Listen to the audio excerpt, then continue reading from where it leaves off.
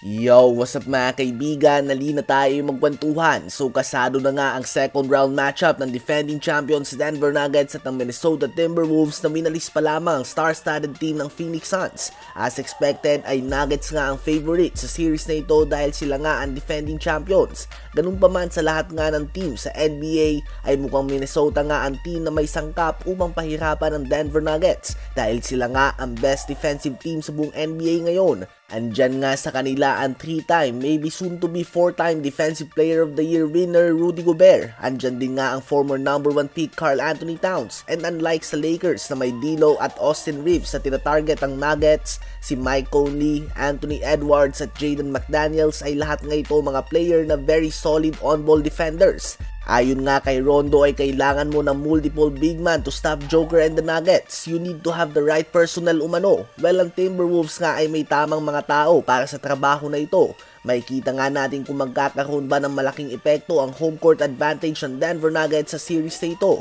Kayo ba mga kaibigan, sino ba sa palagay nyo magwawagi sa tapatan na ito? Sinayang naman ng New York Knicks ang pagkakataon na tapusin ang series sila laban sa Philadelphia 76ers sa kanilang sariling home court. Nakuha nga ng Sixers ang overtime win sa score na 112-106. Nagliyab si Tyrese Maxey at gumawa ng 46 points, 5 rebounds and 9 assists on 7 of 12 shooting sa 3-point line.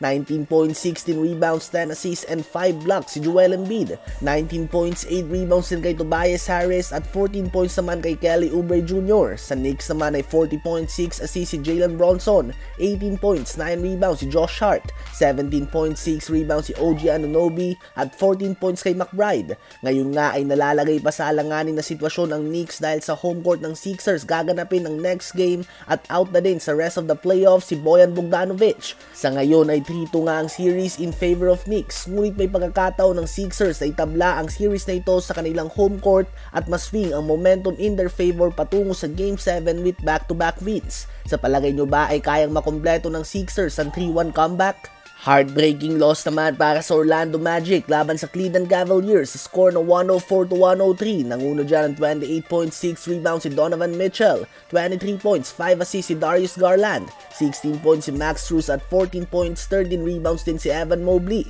Sa Magic naman ay nasayang ang 39 points, 8 rebounds si Paolo Banchero. Sa ngayon nga ay babalik sila sa home court ng Magic para sa Game 6 kung saan tinambakan nila ang Cavs sa previous 2 games na ginawa dito. Ngunit ang Game 7 nga ay sa Cavs ulit gaganapin ng game. Habang total dominance naman ang pinakita ng Milwaukee Bucks na walang Damian Lillard at Giannis Antetokounmpo, tinambakan nga nila ang Indiana Pacers sa score na 115-92. 29 points, 10 rebounds si Bobby Portis Jr., 29 points, 12 rebounds, 5 assists din si Chris Middleton, 18 points si Malik Beasley, at 13 points, 12 assists si Patrick Beverley. Ang Game 6 ay gaganapin sa home court ng Pacers at mananatiling questionable ang status si Damian Lillard at Giannis Antetokounmpo. 3-2 na ang series na ito in favor of Pacers.